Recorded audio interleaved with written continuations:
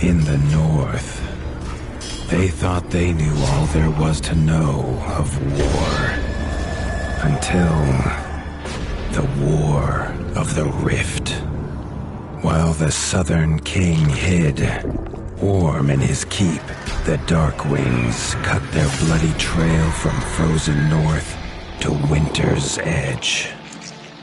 Alone, the Warden and his small garrison turned their whiskers to the icy wind. At the end of hope, in a last barrage, they wiped Batkind from the land and memory. With no sign of the Darkwings' return, in time, few believed them little more than a fairy's tale. But at Mount Cauldron, time had been all they needed. An old enemy claws free of their icy tomb and hungers for vengeance. But not all is lost. King Rattus brings north a cause for hope. A bastard prince, placed in the paws of the Warden of the Wastes to raise as his own. A secret of blood never to be told.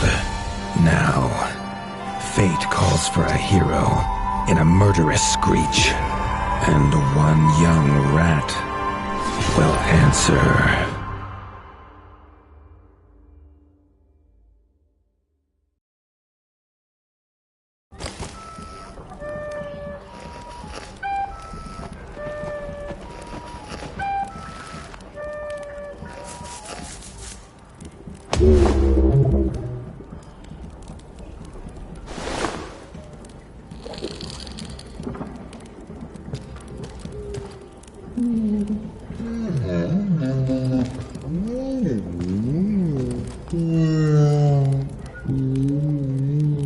The stomp of his father's boots on the stair was how every morning began for Arlo. The booming shout to ready himself was louder still. But such was Lord Eivor's zeal at a new day. Dawn was breaking over winter's edge, and Arlo was yet to miss one.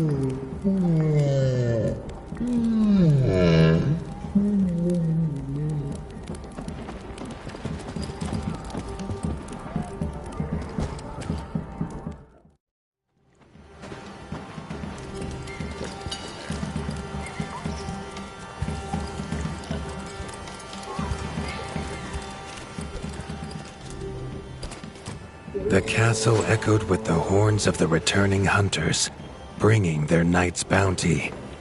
Arlo's little heart quickened to hear it. The only thrill to be found inside the high walls was a hunter's tales of what lay beyond them.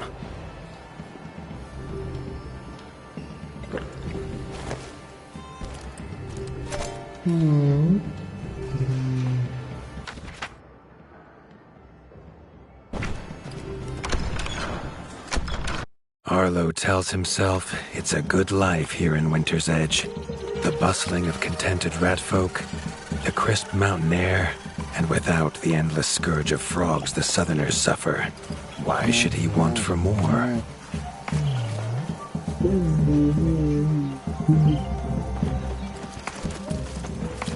Arlo has no memory of his mother, but Hilda's food was a true taste of maternal kindness. With the right ingredients, she would make meals nourishing to body and soul.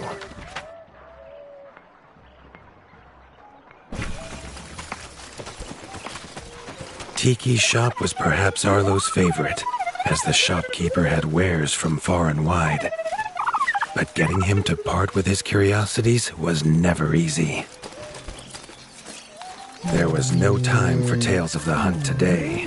Lord Eivor was already dividing what was an excellent haul, happy to see his people provided for.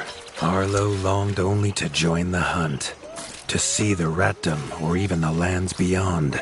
His father called it a fool's wish. Arlo's destiny was unshakable, much like the keep that would become his by birthright.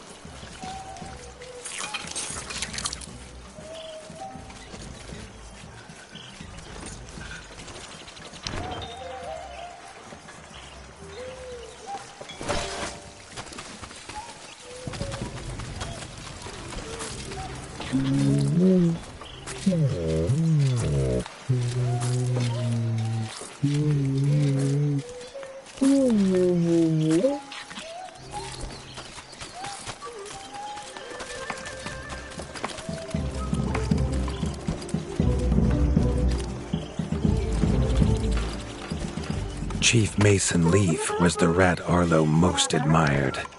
As younger brother to Lord Eivor, his carefree uncle never faced the burden of being Warden of the Wastes. With walls this strong, his duties were light, leaving him plenty of time for his nephew. Krunk was a rat's rat, with no interests beyond his forge. If you have the parts, this Mastercraft's rat can make armor and weapons that would see off a sky scorcher bite, or so he claims. Arlo wondered how well they'd do against something that wasn't a myth.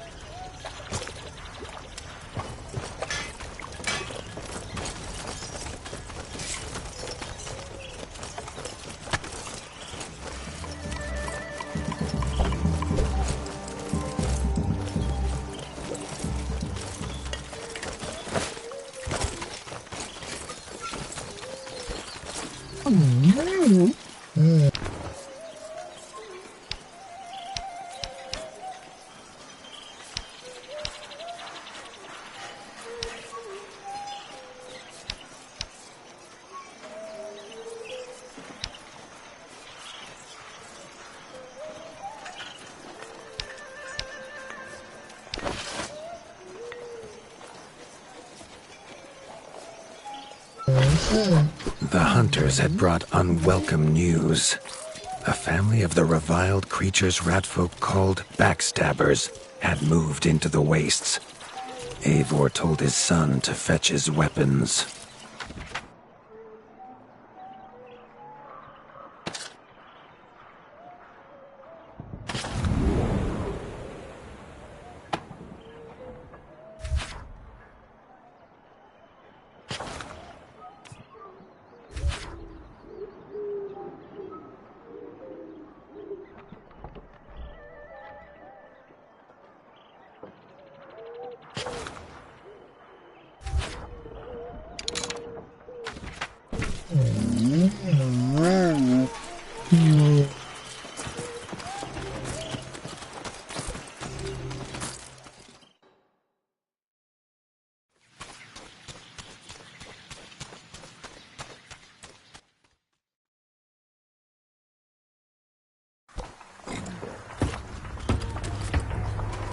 His father had no explanation for suddenly taking Arlo on a hunt. It even gave the hunters pause. Arlo had been taught to fight, and better than most. But rarely had he been tested. He was determined to prove himself. The rugged terrain of the outskirts could have taken all day to traverse, but Arlo's trusty grappling hook allowed him to swing between its many crevices.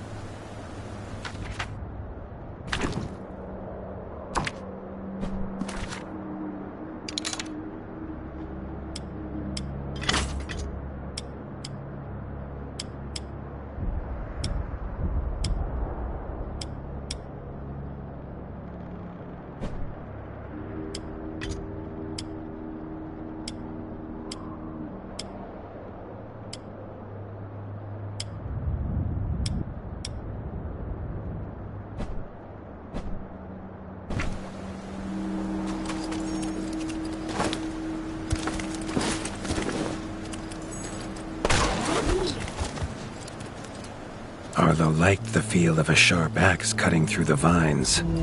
The wilds were part of his home, and nothing in them would frighten him.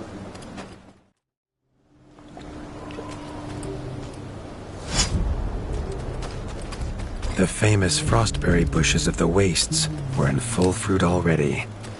Their juice made a healthy tonic, though Lord Eivor preferred them fermented. His father was a sturdy rat, built for strength, not speed. So Arlo found it curious that he challenged him to a race. The prospect of the hunt had filled Lord Eivor with a vigor that his son had not seen in years, or at least since breakfast.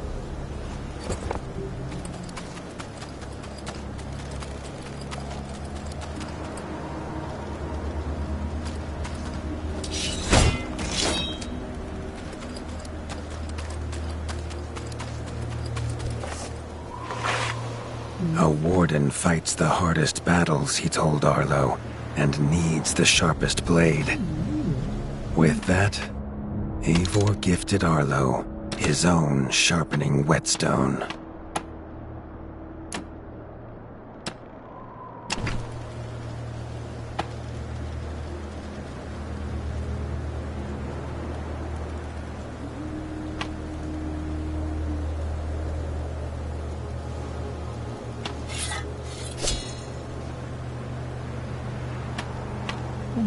Whether these beasts were named for their spines, or for some past unforgivable deed, no rat knew. Either way, Arlo was about to find himself at the pointy ends of this brood. Even young Backstabber Red attacks were brutal, but a well-timed dodge would see Arlo escape unscathed.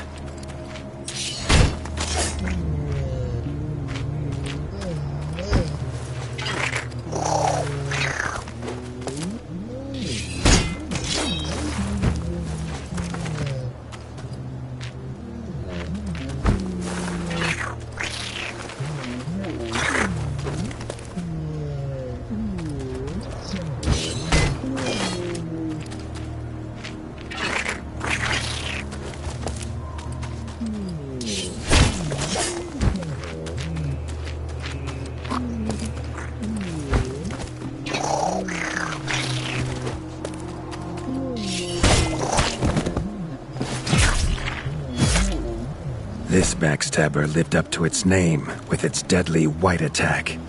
But Arlo's shield could block the deadly spikes.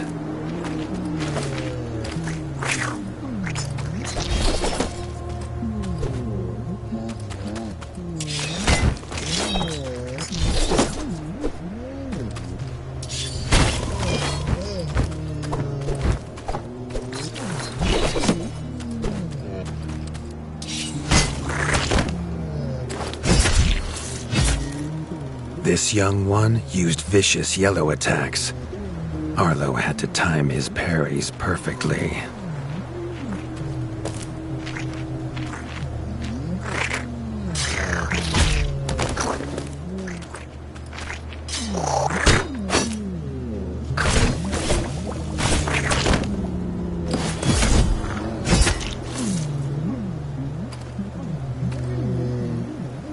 This mother had left her young to fight alone, but the same could not be said of Lord Eivor as he leapt to his son's side.